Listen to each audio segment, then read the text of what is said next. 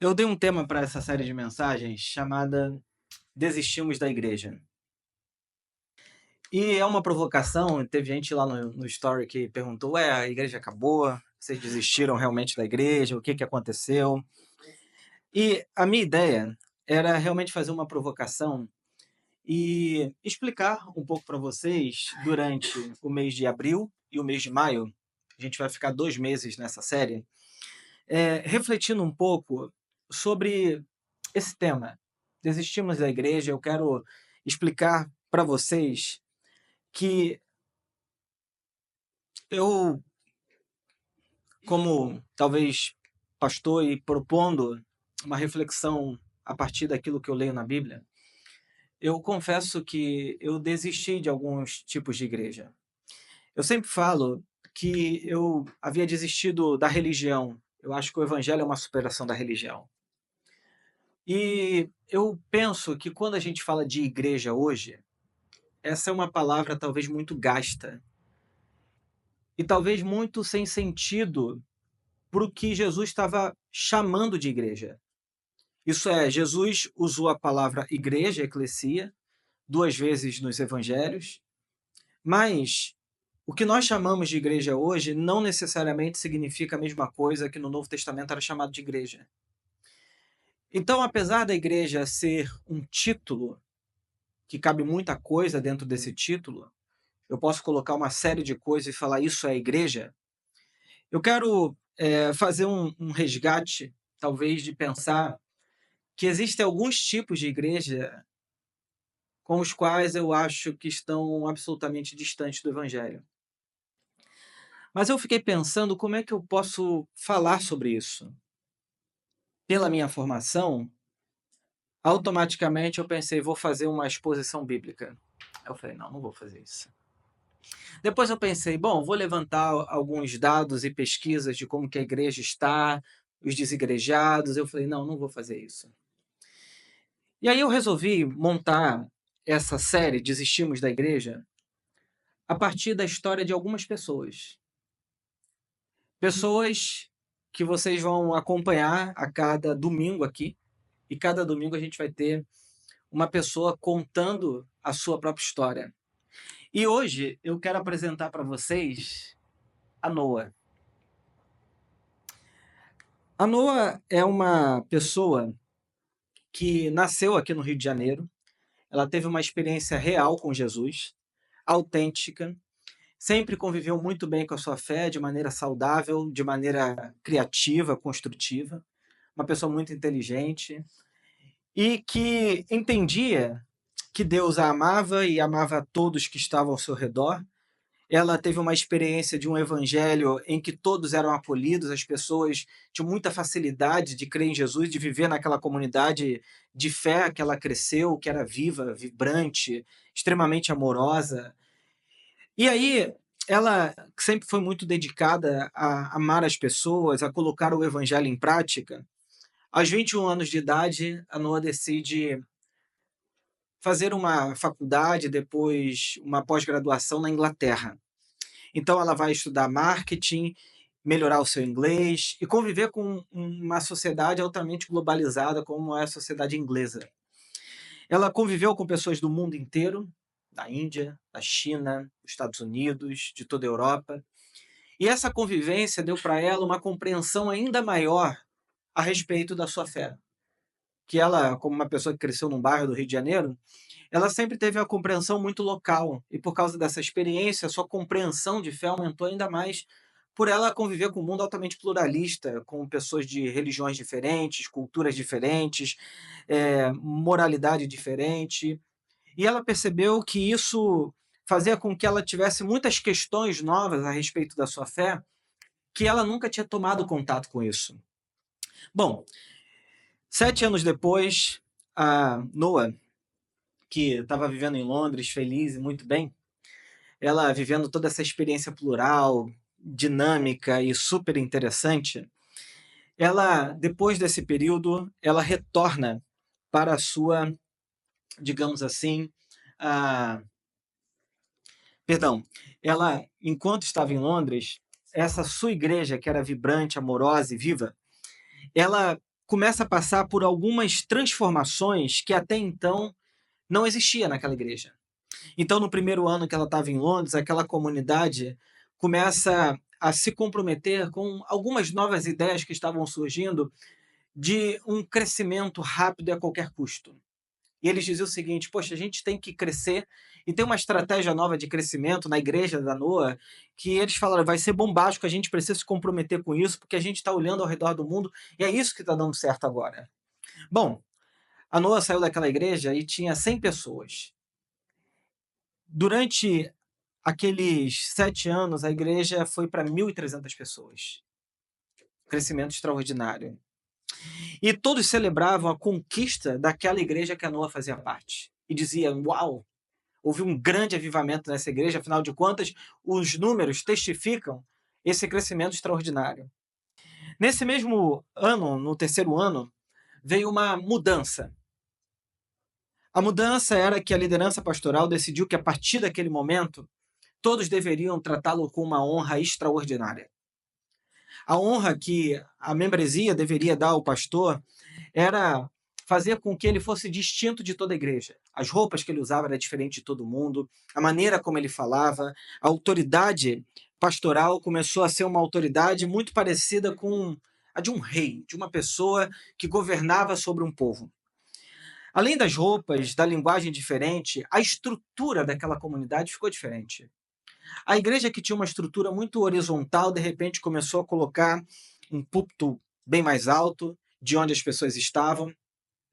A estrutura física e o espaço físico da igreja começou a mudar radicalmente, de modo que tinha até um certo trono, uma cadeira grande, em que somente o pastor poderia sentar.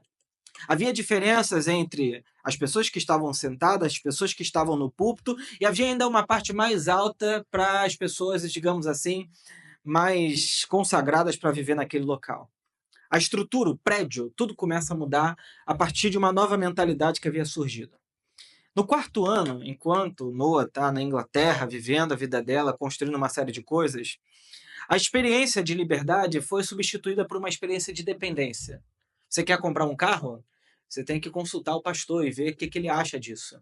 Comprou o carro, leva a chave para o pastor ungir, porque afinal de contas, ele é o sacerdote da igreja agora.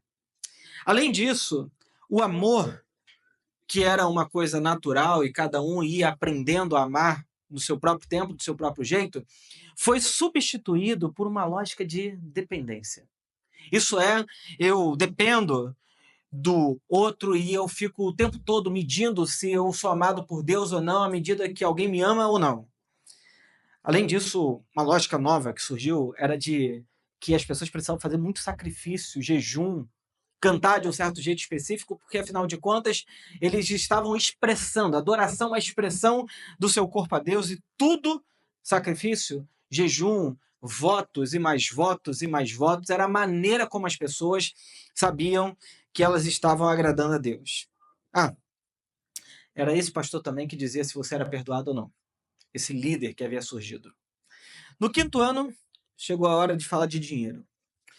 Cada pessoa que contribuía com essa igreja agora deveria dar dízimo, deveria dar outras contribuições, como primícias e outras coisas mais, porque senão seria ameaçado de ser colocado para fora. Afinal, eles fizeram um pacto rígido e todo mundo era vigiado. Quem não desse o dízimo não poderia ser membro daquela igreja e era excomungado da igreja.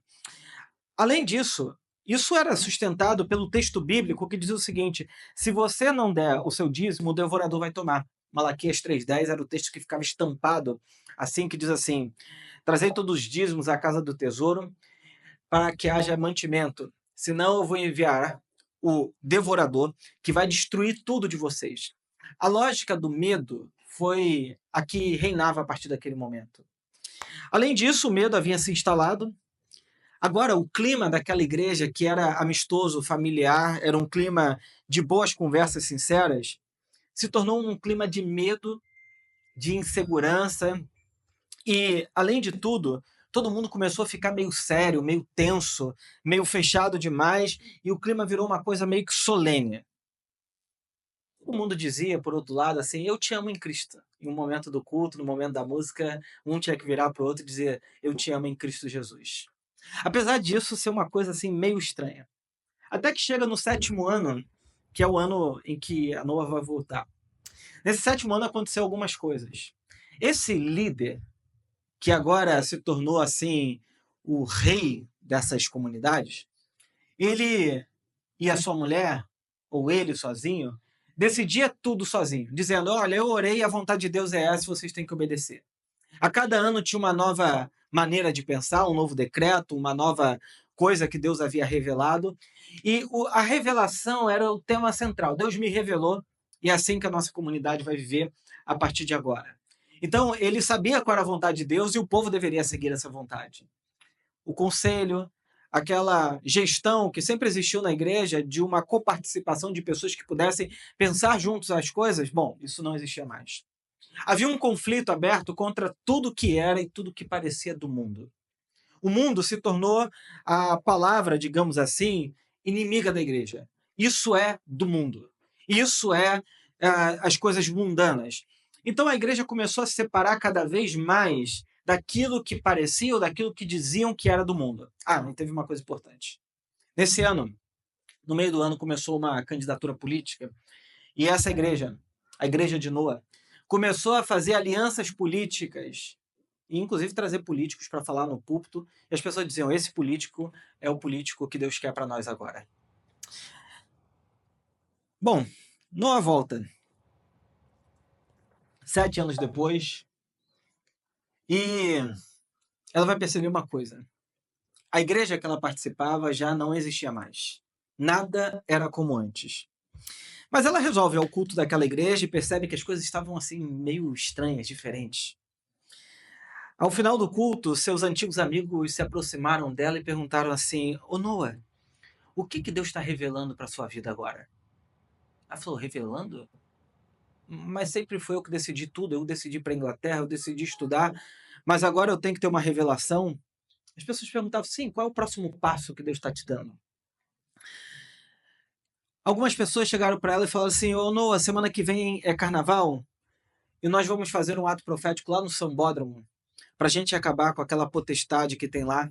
Vamos levar algumas garrafas de óleo ungido, fazer algumas declarações com mãos levantadas para que Deus destrone a potestade do carnaval no Rio de Janeiro. Vamos com a gente? Ela falou: destronar a potestade? A sua melhor amiga perguntou: ô Noa, eu acho que você tá diferente, sabe? Você tá estranha.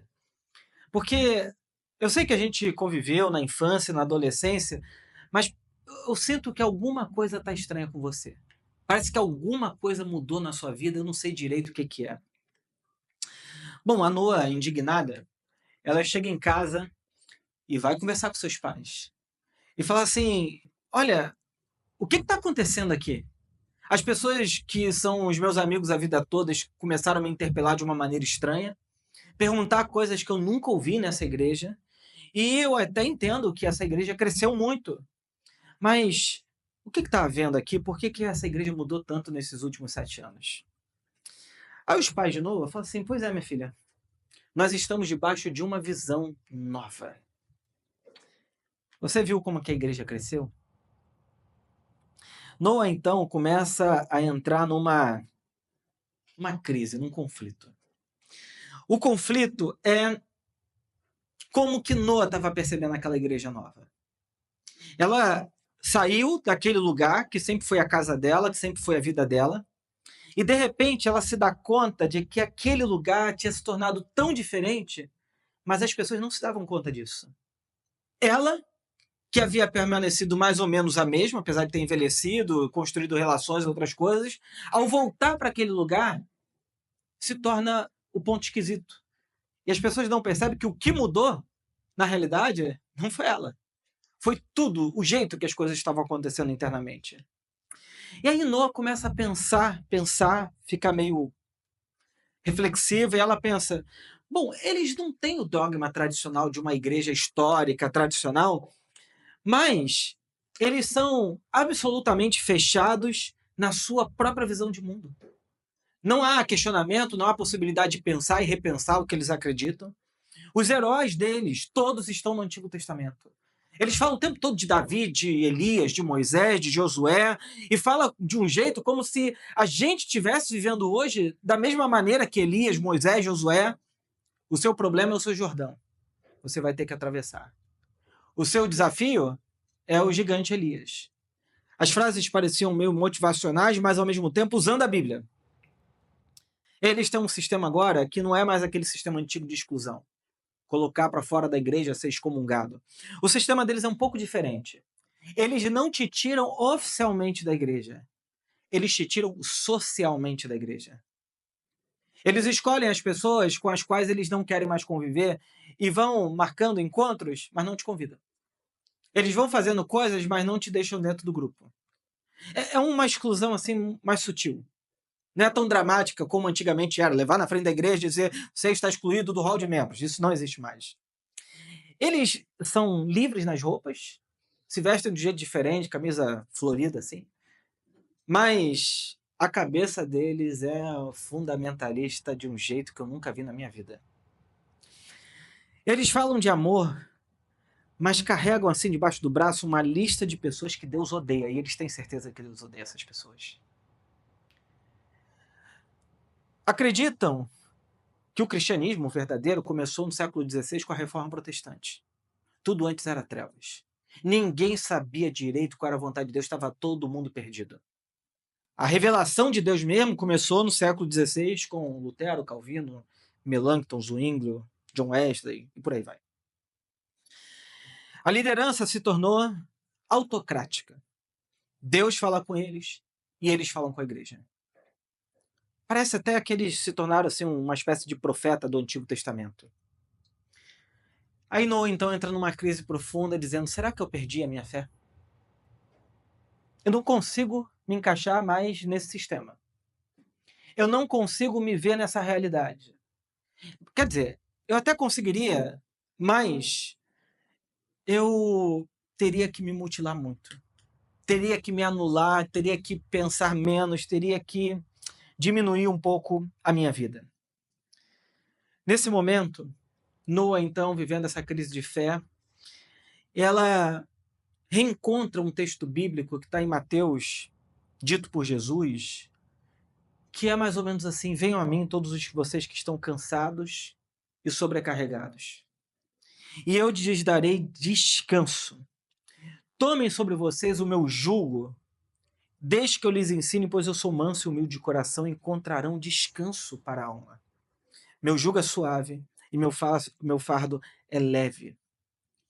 Ela foi estudar para tentar entender o que era jugo suave, fardo leve. Ela achava que era uma coisa assim, meio que de boi carregava peso. Até que ela descobriu, estudando esse texto, que na realidade o jugo era a tradição. O jugo era a interpretação que os rabinos davam para a lei de Moisés no tempo de Jesus. Então haviam alguns jugos. Cada rabino tinha o seu próprio jugo, essa maneira de interpretar a lei. Tinha os fariseus, que tinham um jugo pesado, e que o próprio Jesus dizia, olha, nem eles vivem dessa maneira. E aparece Jesus, de repente, dizendo, olha, eu tenho uma maneira de viver que é suportável, é suave, é leve, não é pesada como o jugo dos fariseus.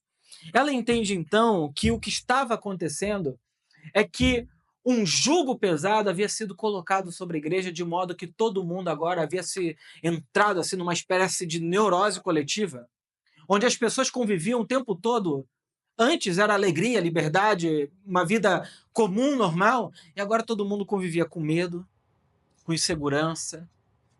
A cada oração que faz é Senhor, perdoa o meu pecado, porque o pecado se tornou o paradigma da vida daquela pessoa. Um sentimento profundo de que essa pessoa não é digna, de que a sua identidade sempre está aquém dos ideais de Deus para a sua vida. Ela percebeu que isso era um jugo dos fariseus que estava sobre aquela igreja. Então Noah diz o seguinte, naquele momento eu descobri que Jesus continuava o mesmo, para os mesmos. Mas eu, sim, eu havia desistido daquela igreja. Nesse momento, Noah faz e toma uma decisão muito difícil. E ela vai perceber e vai tentar mostrar de qual igreja ela tinha desistido. Ela disse que essa igreja que ela desistiu era uma igreja importada. dos Estados Unidos, obviamente. As músicas que aquela igreja cantava era sempre o que estava fazendo sucesso lá fora. O jeito de adorar, inclusive, era o jeito de adorar como lá fora. E lá fora eles tinham pintado a parede de preto e eles falaram: a gente também precisa pintar porque esse é o novo movimento que Deus está fazendo lá fora. Atos proféticos, um jeito de ler a Bíblia, um jeito de falar meio afetado. Aí Noah vai falando: essa igreja importada eu não quero mais, não faz sentido. Além disso, ela é muito performática. O desempenho espiritual dela vale mais do que a vida real. As pessoas estão o tempo todo tentando mostrar para vocês o quão espiritual elas são, o quanto elas oram, o quanto elas sabem da Bíblia, o quanto elas estudam a Bíblia, o quanto de jejum elas fazem, e estão o tempo todo dizendo para você: olha, você está quem? Você precisa mudar isso, mudar aquilo, fazer diferente isso. Bom, além da performance, uma outra coisa é que essa igreja se tornou extremamente meritocrática. Não, ela falava sobre a graça de Deus. A graça de Deus era um ponto extremamente importante, eles falavam isso no culto, e o culto, eles falavam: a graça de Deus está sobre nós, Deus é gracioso. Só que o jeito que eles viviam não era nada gracioso. Ah, se alguém errasse e isso tornasse público. A fofoca logo começava. É um outro jeito de dizer o seguinte: olha, você está aquém, não foi suficiente. Porque no fundo, o que importava era o mérito, o desempenho, o trabalho bem feito para Deus, de modo que todo mundo pudesse olhar e admirar. Bom, Noah percebeu que a igreja nunca foi um prédio. É gente que ama, serve, caminha junto e anuncia a boa notícia. O resto é pedra, tijolo e vazio. Ela até achava que a igreja dela, quando era boa lá atrás, porque era a igreja dela. E ela percebeu que, apesar do espaço ter mudado, a estética, as coisas, o coração havia mudado e as coisas já não eram mais como antes. Eu fiquei pensando nessa personagem aqui, Noah. Eu criei, obviamente, ela. Ela não existe. O ChatGPT me ajudou a criar a imagem dela, o rosto dela. E eu fiquei pensando, e se a Noah encontrasse a Viva? Aí eu falei, bom, eu gostaria que, se a Noah encontrasse a Viva, ela não chegasse aqui e encontrasse uma igreja importada dos Estados Unidos ou da Europa, mas encontrasse uma igreja bem carioca. Eu fiquei pensando, a gente, hoje no culto, cantamos 2 músicas importadas, traduzidas. Interpretadas por um carioca. Interpretadas. De um jeito, velho. É. Mas é o tipo que a gente chama de worship. A gente deu uma palavra para esse gênero gospel. Eu falei, se a Noah chegasse aqui, eu queria que ela encontrasse uma igreja carioca. Se a Noah chegasse na Viva, ao invés de performática, eu gostaria que ela encontrasse uma igreja empática. Onde ela fosse mais importante do que a performance dela. Se ela chegasse aqui, eu não gostaria que ela encontrasse uma igreja meritocrática, mas uma igreja altamente graciosa. Em que ela não fosse julgada, criticada, que ela não se sentisse aquém o tempo todo. Bom, deixa eu explicar quem é a Noah, o que ela representa. Eu fiquei pensando no nome de uma personagem, mulher, um cara de brasileira, assim, pele morena, cabelo cacheado. E para mim, Noah é esse movimento de renovação que acontece de tempos em tempos na igreja. Talvez você pense que a gente está falando da igreja atual, que escolheu o candidato, que se tornou autocrática. Mas isso acontece há muito tempo. Desde que a igreja casou com o Estado, lá no século IV, a gente começou a construir prédios que eram praticamente uma monarquia. A roupa dos bispos, dos papas, era a mesma roupa do monarca. Quem perdoava era o padre. E isso tudo, essas lógicas todas são muito antigas na igreja. A gente acha que isso começou agora, mas isso sempre existiu. Apesar dessa igreja sempre ter existido, sempre existiu Noah. que se você botar um V aqui, vira nova. Que é esse movimento de renovação, de novidade, que acontece o tempo todo. Noah, esse movimento de renovação, sempre teve que lidar com a igreja que tem uma tendência de se imperializar, de se tornar autocrítica, de se tornar moralista, de se tornar cheia de misticismo, objetos sagrados para vender, seja um copo de água em cima de uma televisão, o espinho da coroa de Jesus ou a Bíblia, que para muita gente é um símbolo mágico que coloca no capô do carro e ninguém vai roubar seu carro. E com uma consciência sempre muito frágil, pequena, diminuída e cheia de medo, amedrontada. E eu fiquei pensando que nós aqui hoje somos pequenos, mas eu gostaria muito que a Noa fizesse parte. Olha o ChatGPT como faz coisas incríveis. Eu gostaria que Noa encontrasse a Viva. E isso, para nós, nos coloca num paradoxo. Porque ela começou numa igreja como a nossa. E a igreja dela, historicamente, se tornou num movimento péssimo para Noa. Mas saibam de uma coisa. É como se Noa fosse um movimento espiritual de Deus, que de uma maneira se move, abandonando a religiosidade que não produz mais vida, para uma espiritualidade que transforma realmente a vida de uma pessoa. A grande questão é se nós continuamos percebendo o que esse vento do Espírito está fazendo e para onde ele está nos conduzindo na nossa vida pessoal. Porque não tenham dúvidas, o nosso coração pode se tornar como a antiga igreja de Noé. E nesse sentido, eu gostaria de dizer para vocês que eu não gostaria de frequentar a antiga igreja de Noé. Ela desistiu daquela igreja e eu também teria desistido. A grande questão é se a gente consegue realmente construir e fazer parte desse movimento em que a gente vai substituindo as lógicas antigas da religião por uma mentalidade, por uma espiritualidade de novidade de vida. Esse é um grande desafio para nós. Porque não adianta dizer eu não sou religioso, mas a mentalidade continua religiosa. Não adianta dizer eu não sou isso, aquilo, pegando o modelo antigo, mas o coração está colocado numa plataforma que vive ainda de maneira antiga. Para que a gente seja renovado, como disse Jesus, não adianta eu pegar vinho novo e colocar em odre velho. E não adianta eu pegar vinho velho e colocar em odre novo. Se nós quisermos ser um movimento de renovação, a gente precisa ser novo para que o vinho seja novo e essas coisas combinem e dê certo. Então, nesse sentido, eu desisti dessa igreja aqui. Essa igreja performática, essa igreja meritocrática e essa igreja que eu realmente não acredito mais, que é essa igreja importada. Então, que Deus nos ajude e que Ele faça com que nós sejamos realmente um movimento de vida para as pessoas. Igreja não é prédio. Igreja somos nós. E que Deus renove o nosso coração, a nossa mente.